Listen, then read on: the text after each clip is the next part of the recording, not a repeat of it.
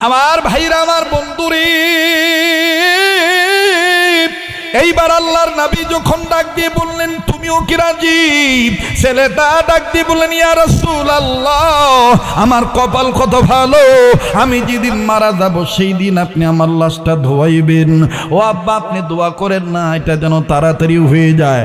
আমার বন্ধুগণ হাজার হইল বাবা, চোখের পানি ছেড়ে কান্দার ডাক দিয়ে বললেন ইয়া রাসূলুল্লাহ, আপনার কথা মিথ্যা হবে না, আপনার কথা অবশ্যই সত্যি হবে।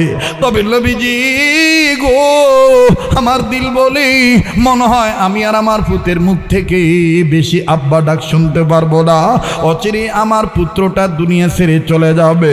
আল্লাহ রসুল বললেন কোন দিন মারা যাবে সেটা আমার জানা নাই, তবে শুনিয়ে নাও, শুনিয়ে নাও, তোমার এই ছেলে যেদিন মারা যাবে আমি নবীর না জানে তুমি মাটি দিও না, যাও যাও, তোমাদেরকে বিদায় দিয়ে দিলাম। এবার আমার বন্ধুগণ বাবা আর সন্তান দুজনে মিলে বাড়িতে চলে গেলেন। লম্বা কথা সংক্ষেপ করে দিলাম, কিতাবের মধ্যে পাওয়া যায় মুসান্নেফগণ লিখেন 3 দিন পরে ছেলেটার গায়ে এমন জ্বর আসলো, জ্বরে শরীর পুড়ে পুড়ে যাওয়ার ভাব, চোখ লাল হয়ে গেছে, ঠোঁট দুটি কালো হয়ে গেছে। বাবা তার বিবিকে ডাক দিয়ে বলতেছেন বিবিরে, আল্লাহ রসুলের দোয়া কবুল হয়ে গেছে। বিবিরে, আমার নবী বলেছে আমার সন্তান মারা গেলে নবীরে না জানে যেন মাটি না দেই। আমার মনে হয় মালাকুল মউত আল্লাহর হুকুমে নবীর দোয়ার বরকতে কাছাকাছি আইসা গেছে। আরে বন্ধুরে, মার বাবা দুজনে মিলিয়া আল্লাহ রাস্তায় নবীর প্রেমী সন্তানকে ওয়াকফ করে দিল, সন্তানকে দান করে দিল। ইন দি মিন টাইম হাজার হলো মা সন্তানের কপালে 12 বার নেকড়া ভিজায় কাপড় ভিজায়া পানি জল পট্টি দেয় গো, শরীরের তাপ যেন কমে যায়, গায়ের তাপ যেন কমে যায়। মাকে বারাস্ত করে সন্তান মায়ের হাতটা ধরিয়া আর বাবার হাত ধরে বুকে লাগায় ডাক দিয়ে কয় আব্বু আম্মু গ, সবাই জানে আমি মারা গেলে আল্লাহ রসুল খবর পাইলে আল্লাহ রসুল নিজে এসে আমার জানাজার নামাজ পড়াইব, আমার লাশটা ধোয়াইয়া দিব, আমার কবরে নামাইব গো মা। এটা তোমরা সবাই জানো, আমিও জানি, কিন্তু মা আমি চিন্তা করে দেখেছি আমার নবীর মা নেই, বাবা নেই, আমার নবী এতিম নবী, ওই মা ওই আমার আব্বু। আমি যদি রাত্রিবেলায় মারা যাই, এই রাত্রিকালীন অবস্থায় আল্লাহ নবী যদি আমার মরার খবর পায়, নবী যদি তাড়াহুড়া করে অন্ধকারের মধ্যে আল্লাহ রসুল যদি আমার লাশটা দোয়াইতে আসে, মা গো আমাগো বাড়ি থেকে আবু জাহেলের বাড়ি মাত্র 3 মাইল দূরে, এই রাস্তা দিয়ে নবীজির আসতে হবে আবু জাহেলের বাড়ির সামনে দিয়া। ওই মা আবু জাহেলের ব্যাপার ভালো না, আব্বু আম্মু গো, আমার ওই নবীর রাত্রিবেলা যদি আবু জাহেল একা পাইয়া আমার নবীর গায়ের উপর আঘাত করে, আমার নবীর উপর আক্রমণ করে, মা গো আমি আল্লাহর কাছে কি জবাব দেব? এই জন্য তোমাদের বাপ মার দুই স্বামী আর স্ত্রীর হাত বুকে নিয়েও আমি তোমাদের সন্তানে একটা ওয়াদা নিতে চাই, আমি আমার জীবনে চাইতে আল্লাহ এবং আল্লাহর রসুলকে বেশি ভালোবাসি। আব্বু আম্মু গো, তাই সিদ্ধান্ত নিয়েছি আমি যদি দিনের বেলায় মারা যাই আল্লাহ নবীকে খবর দিও, রাত্রিবেলা মারা গেলে নবীর খবর দিও না, কেননা আমি আমার নবীরে আমার জীবনের চাইতে অনেক ভালোবাসি। আমার ভাইরা, পিতা মাতা দুজনেই ডাকতে বললেন বাবারা, যা ওয়াদা করলাম, প্রমিস করলাম, তুই যদি দিনের বেলায় মারা যাস তাইলে এতিম নবীর খবর দেব, রাত্রিবেলায় মারা গেলে তোর নবীর খবর দেব না। আল্লাহর কুদরত বোঝা বড় দায়। আমার বন্ধুগণ, সন্তানটা মাগরিবের সময় ইন্তেকাল করলেন, সন্ধ্যার দিকে ইন্তেকাল করলেন।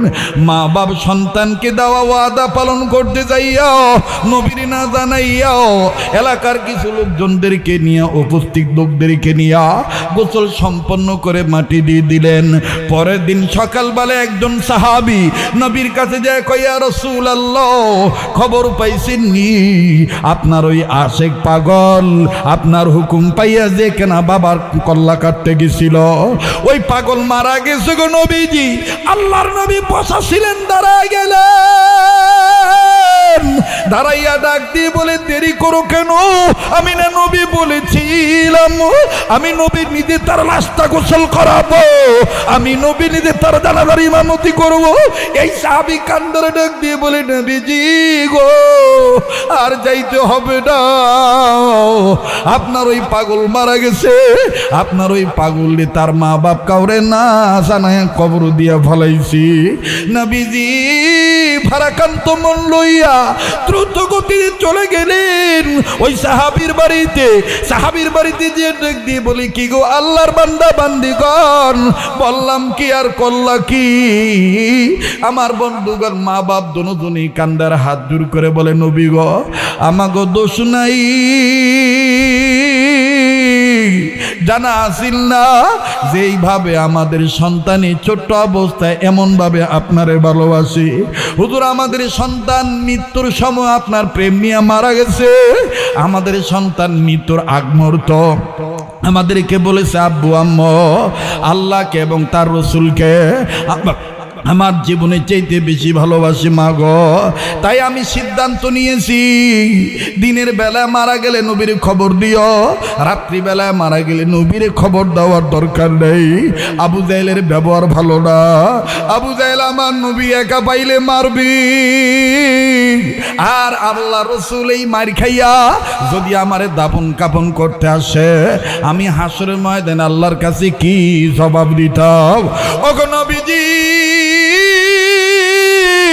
আমাদের ছেলে রাত্রিবেলায় মারা গেছে, জন্য আপনার আর খবর দেই নেই, আমাদের জানা ছিল না আমাদের এই সন্তান আপনার এত ভালোবাসি। আল্লাহর নবী কান্দার ডাক দিব, কই কই কই আমার ওই পাগলের কবরটা কই? ওই পাগলের কবর কাছে আমারে লইয়া চলো। আমার বন্ধুগণ, আল্লাহর নবী পাগলের কবরের কাছে গেলেন। কবরের কাছে যে কবরের উপরে হাতটা রাইখা আমার বন্ধুগণ আর এক হাতের সাদা আঙ্গুল উঁচু করে আল্লাহকে মায়া করে একটা ডাক দিয়ে বলে, আল্লাহ। দেন না, দেন না, নবীর আশিকের একটা ডাক দেন না, দেন না, দেন না, দেন না। আরে কার জীবনে কি গুনাহ আছে, গুনাহ মাপ দেওয়ার জন্য? আরে বলেন না ইয়া আল্লাহ। ডাক দিয়ে বলতেছেন, ইয়া আল্লাহ,